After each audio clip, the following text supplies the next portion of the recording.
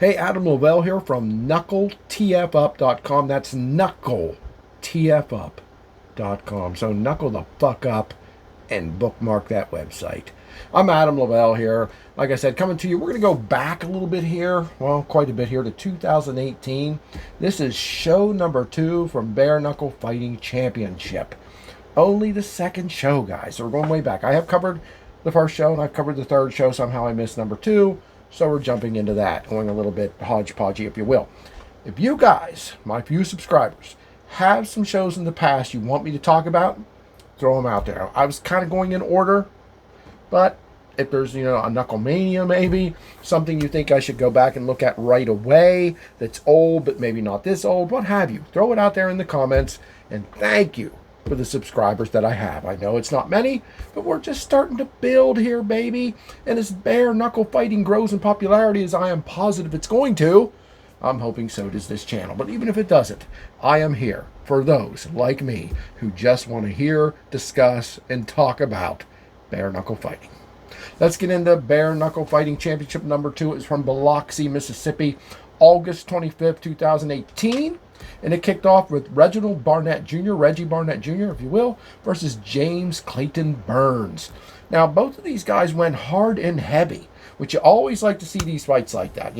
Look, there's something to be said for the scientific matches, bouts, fights that we have, and there's plenty on this card, trust me. But we meaning the fans, we love to see this fast, in your face, we're just going to try to kill each other kind of fights, right? And that's what these two gave us for the first 2 or 3 rounds.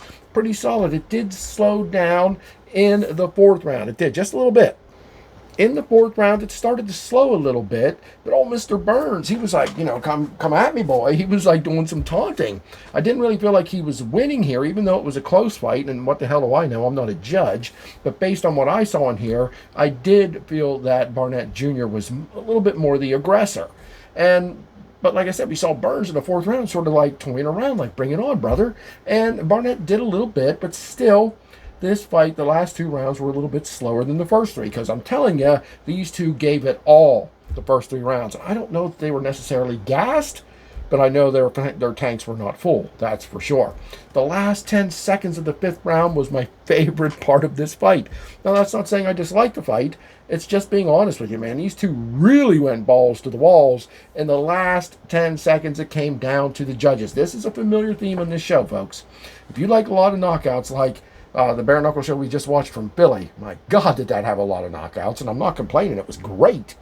This show is the opposite of that. Most of these fights, most of these bouts, these matchups are going to come down to the judges. Now, this one did as well, and they gave it to Reggie Barnett Jr. And I think they gave it to him because he was pretty aggressive. And when he was aggressive, his shots landed. When Burns was aggressive, some of his shots landed, but he had a lot of misses in there.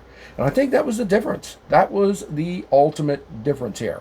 Barnes threw a lot of shots, more of his shots missed than Barnett's. Most of his shots landed. Both of them showed great jaws here. Neither was knocked out or knocked down. It was a solid back and forth fight, and I just think Reggie Barnett Jr.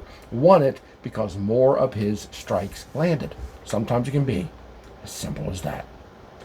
Okay, and the next fight we had from Biloxi, Mississippi, August 25th, it was Jamie Campbell versus Dale Sophie. Now, Dale Sophie, I'm starting to learn names here, guys. It's about time, right? Starting to learn names. I've seen this Dale Sophie around a lot. He's a very hard hitter. Hasn't won a whole lot of fights that I've seen. I've seen him about 4 different times now. I think he's lost every one. Maybe won the first one I saw him in. I can't quite recall. But he's a good fighter. He's an aggressive fighter. He's a tough badass. But most of all, this guy's got a chin like nobody else. Man, this guy can get beat around and he doesn't go down. He doesn't get knocked out. This guy's a tough son of a bitch. One thing I have noticed several times in Dale Sophie matches is that this guy loses his mouthpiece a lot. And he lost it 3 or 4 times in this 5-round fight. 3 or 4 times his mouthpiece dropped out, to the point that the referee shoved it back in his face the 3rd or 4th time and said, if you drop this again, I'm going to take a point. You got to find a way to keep your damn mouthpiece in your mouth. And he didn't say that. That's my words. But that was the gist of it. He's like, come on, dude. Stop dropping your mouthpiece. So this went 5 rounds. And you could tell both of them were a little gassed at the end. Who wouldn't be? by round 4, they were both slowing down and stuff like that. But the interesting part here, in round 5, Soapy's nailing open-handed slaps, bam, bam, to Jamie Campbell. And Jamie's almost got to look like, what the hell? Why am I getting slapped? I'm not saying Soapy had broken hands here, but he had some beat up, bruised, and contused hands. There's no doubt about it, because, like I said, the last minute 30 of this bout in the 5th round was open hand slaps from Soapy more than punches. But Campbell, he didn't dominate him here, but he was the better fighter here. Soapy's a tough badass. I would never want to get mad or get in a ring with him for sure. I mean, this guy is bad and tough as they come. He's like a bull. You can't take him down, but you can beat him up. And that's what Campbell did here. Like I said, knocking his mouthpiece out numerous times with hard shots. He wins it here because he was just in this situation the better fighter. And I always hate saying that about Dale Soapy because he's good. He's damn good. He just doesn't quite eke out the victories all that much, but he always puts on a fight that have you sitting there on the edge of your seat with your jaw dropped open. No doubt about it. Now, if he'd just keep his jaws shut so he could keep his damn mouthpiece in, things might go better for him. Next up, we had Michael McDonald taking on a much more experienced Charles Bennett here. It was the 3rd fight of the night. Round 1, it was McDonald who took the lead with a lot of aggressiveness, and he didn't seem to be the least bit intimidated by Bennett. The 2nd and 3rd round was pretty even, with Bennett hurt his right hand in the 3rd. Something happened here. He broke something. He fractured something. Something happened with Bennett's hand, with his right hand here. But he kept going. They checked it out a little bit, let him keep fighting. And in the 4th round, just short of the 2-minute mark, Bennett landed a hard right, then immediately took a knee and was, oh man, he was down in pain. He rolled onto his back at one point, just grimacing. I felt bad for the dude. His hand was busted. He was out. It was done. Michael McDonald wins it by TKO. Probably not a favorite way for a fighter to win, but a win is a win, baby. And that's a big win for Michael McDonald because I think he was losing this on the scorecards. That's just my humble opinion. I think Bennett had the fight on his side, but unfortunately, he clearly broke his hand. I mean, well, you should see. You can see some of the pictures I've got going on here. It was pretty brutal. Big win for McDonald. His opponent breaks his hand. You can't always throw hard punches in bare knuckle. It's kind of crazy. They fight bare knuckle, and that's the excitement of it, right? They've got a big puppy old glove getting in the way. You got people's bare damn knuckles, baby. But if you throw 100%, you are going to break your hand. You hit somebody's forearm or elbow, the top of their head, the top of their cranium, sure, maybe you'll knock them out, but possibly not. And now you've got a busted hand, and you could be winning a fight that you're now going to lose because you can't fight one-handed. You can try, but it'll almost always be stopped, or you're almost on a knee, like in that fight, unfortunately. So you got to really strategize how and when and where to throw and land those bare knuckle punches. It's a strategy you don't think of. You probably just think this is a street fight. No, you've got to be strategic. You've got to be smart. And I'm not saying any fighter isn't smart, but sometimes your instincts and your excitement gets the better of you, and it can cost you, like it did in that fight for Bennett, who went down with a broken hand. Next up, we had Kendall Grove, very experienced Kendall Grove versus Bruce Abramski. Sorry, not that, but Abramski. Abramski came in here like super confident. This guy was borderline cocky. Now, I guess you almost have to make up for the fact that you're fighting a very experienced MMA, UFC fighter in Kendall Grove. You've got to come in. You can't be intimidated. You can't be worried. And he wasn't. And Abramski held up very good against Grove. I mean, these two were seriously taking it back and forth for some times. And Abramski, like I said, being cocky, but I'd give round 1 to Grove, who was simply more aggressive. There's a difference between being cocky and sure of yourself and actually coming forward and fighting. And while Abramski was very cocky and sure of himself, Grove didn't show off in any way, but boy, he came forward and won round 1. The 2nd round was kind of dull. Both of the guys, I don't know if they both went too hard. What happened? Their corner spoke to them. Something happened. They both slowed down in the 2nd round. It wasn't boring. It wasn't bad, but it was not as exciting as the 1st round. Abramski doesn't seem to want to go. Even when he looks like he has a chance to go in and under, maybe get some jabs, maybe get an uppercut or two, he doesn't want to do it. Now, we learned why he didn't want to do it in round 3, because when he does get the nerve to go in, go under, try to get something done, and he gets knocked to hell on his ass by Kendall Grove. I mean, and that clearly showed us what this fight was about. Clearly, and Abramski wouldn't go in. He tried to fight from a distance, and he was a little bit shorter and much less experienced, And when he finally figured out, or his corner told him, or something happened, damn it, I have to go in. I have to chase this guy. I can't fight from a distance here. When he went in, he got knocked down. Round 5 showed us that Abramski took the wrong opportunity to be aggressive, and Grove took advantage. And I don't want to say took over completely here, but Abramski did try to come back at the very end. He got a half a plum on him, holding the back of his head, pulling it down, delivered some uppercuts. You can't get a full plum. Of course, what you're going to do, you can't knee somebody. But you got to be careful with that move. It's not illegal, but you got to do it right. So there was some dirty boxing here that Abramski maybe won himself the 5th round here, but not really. The end of the round came upon us. It was been 5 rounds. The judges got together. Unanimous decision in his first ever bare knuckle fight for Kendall Grove. It was good. Just that Abramski wasn't quite on that level. Very close. 5 rounds with the great Kendall Grove, but couldn't get quite aggressive enough. And when he did, he paid the price and got the one knockdown. It was unfortunate, but not a bad fight in any way whatsoever. Now, the next fight up was Arnold A.J. Adams versus Joey Beltran. It was a semifinal for the heavyweight tournament that's going to crown the very first bare knuckle fighting champion, heavyweight champion. And these two guys fought like it meant something to them, especially that first round. Beltran received a big cut on his left eye. Right around here, right around the edge of his eyebrow and his eyelid. It was bad. I mean, you get a cut like that, guys. I know this even from professional wrestling, not real or not. One of the secrets, one of the tricks of the trade is when you cut yourself, you don't get cut by your opponent usually, not typically. You can get busted open the hard way, but typically you're cutting yourself, right?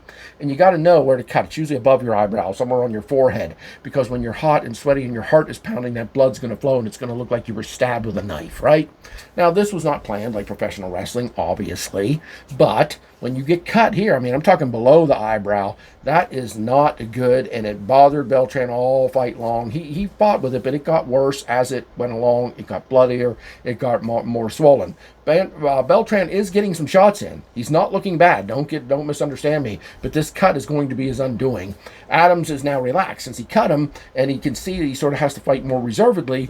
Adams is more relaxed, and a relaxed A.J. Adams, I've learned, is a bad thing, because this guy will not go in half-cocked and maybe get himself punched. He will hang back. He will be more strategic once he feels he has the fight in his control.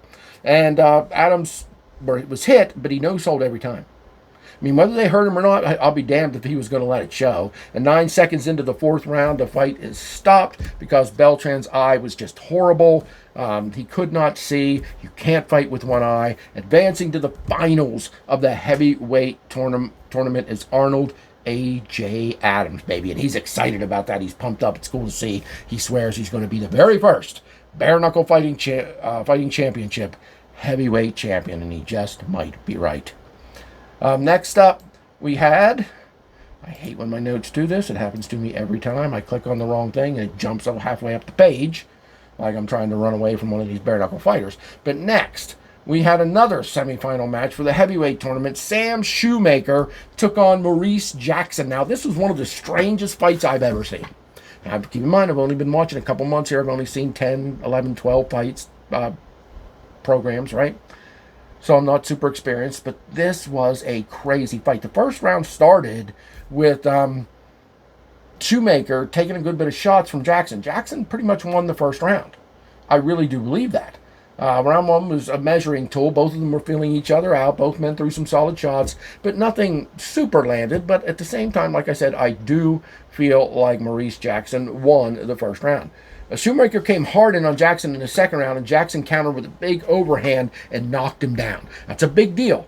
You're going to win a round if you get a knockdown, as long as your opponent doesn't get up and knock you down, right? So now we've got 2 rounds in the favor of Maurice Jackson, with 3 more to go, unless there's a knockout or something, right? Well, I don't ever want to insult any of these guys. I respect the hell out of all of them. I don't care what their records are. I don't care what their reputations are. You get in a bare knuckle boxing ring, you have my deepest respect. That said, Maurice Jackson seemed to just want to hug it out, and I'm not talking about clinching. I'm talking about holding. Every round, the 3rd, 4th, and the 5th, this dude's just trying to grab Shoemaker and keep him from doing anything, which is illegal. Clinching is an accepted defensive mode, and you can fight in the clinch. You can do some dirty boxing, of course, in bare knuckle. But that's not what I'm talking about here. That's Jackson was bearing his arms down on Shoemaker's arms and just holding, keeping him from doing anything. Shoemaker sort of looking at the ref like, what is going on? It was so bad that at one point the referee says, no, I'm taking a point. And he takes a point away from Jackson for the holding. You can't do that. I really felt like Jackson, number one, didn't want to get hit. I mean, who wants to? But this guy, A.J. Adams says this guy doesn't like to get hit. You know, that he would almost rather face him in the finals, he said, than Shoemaker, because Shoemaker will fight you in a way that if he gets hit, as long as he gets to hit back, he's fine with it, where Maurice Jackson clearly doesn't like to be hit. And that's what the winner of the last fight said, A.J. Adams. That appeared to be true, because he was hit once in this fight by Shoemaker in the clinch, which is legal in bare knuckle boxing, and he flipped out. I mean, he threw his arm down. I thought he was trying to throw his tape off his hand. He was just like pissed off and screaming at the ref that it was a headbutt, and it was not a headbutt. It was ridiculous. It was embarrassing. What was more embarrassing was a very good fighter like Jackson, who was winning this fight, doing nothing but holding the final 3 rounds of this fight. I don't know what he was thinking. I think he was thinking, I can win this if I can just hold on to this guy for the next 3 rounds, because I've knocked him down once. But that penalty for holding pretty much negated that knockdown. Pretty much like, oh, now we've made up for it because you've got a point taken away from you. And the rest of the fight saw Shoemaker doing everything he could to win it. He couldn't hurt the big man and Jackson. He didn't knock him down at all, but he fought more aggressively, and because of that, he wins the fight and moves on. Shoemaker moves on to fight A.J. Adams in the finale coming up in the near future, because he simply worked harder, wanted to fight, and after the first 2 rounds that I think Jackson won, Jackson didn't want to fight. He just wanted to stall and hold, hoping he could win by points, and it was kind of embarrassing and kind of sad. Not a horrible fight, but very unusual, and I don't know what Maurice Jackson was thinking. I really don't. Now, next up, here's a fight that doesn't go all 5 rounds. In fact, it ends in the first. Spoiler alert as we go into this. Drew Lipton fighting the mighty Chris Lytle, the former UFC star with like a 48-16 record. This guy is incredible. You don't go massive records, undefeated records, 1-2 losses in MMA if you've been in it for a long time. You just don't. Lytle is amazing. But, Lipton, to his credit, stepped up. I'm not afraid of him. I'm not intimidated by him. I respect him, but I'm not starstruck, things like that. Then he walked into the squared circle and got his ass completely kicked. Lytle knocked him down 3 times in the first round, and on the 3rd time, Lipton waved the referee's counting 1 and 2. He got to like 4 or 5, and Lipton's like, nah, stop counting. I give. Freaking tapped out, basically. Gave up after being not having the shit that kicked out of him. You have to see this. It is fun. If you're a fan of Lytle and his MMA days and his work, you don't want to miss this. This was a kind of match we get a little more of here or there. We get a lot of first, second round knockouts a lot of times because it's bare knuckle, baby. It's bare knuckle. Most people don't survive the way all the fighters have tonight. But this is what you can typically see. It's exciting. It's fun. Big win. Chris Lytle, this was his first bare knuckle fight, and he kicks the ass of Drew Lipton handedly. Let me tell you that. And believe it or not, we are up to the main event here. I haven't even been on here with you for 20 minutes yet. Bare Knuckle Fighting Championship number 2 from Biloxi, Mississippi. It was Bec Rawlings defending her Police Gazette Women's Featherweight World Championship. Boy, that's a mouthful. It's a really cool title. Bkfc now has their own titles, and these Police Gazette titles have gone over to bare knuckle boxing now. Just being honest and true and putting it out there. I'm a fan of that company as well. Love them both. But here, this is when the Police Gazette titles were in bare knuckle. And this was Bec Rawlings defending against Britton Hart. Britton Hart is a current champion in bare knuckle fighting championship. I think they both still might be. I'm not sure. Again, I'm still getting used to this, guys. This was a terrific women's fight. What it consisted of, okay? I'm going to make it sound much simpler than it was. But was Bec Rawlings defending her ground. She stood in the pocket, the center of the ring.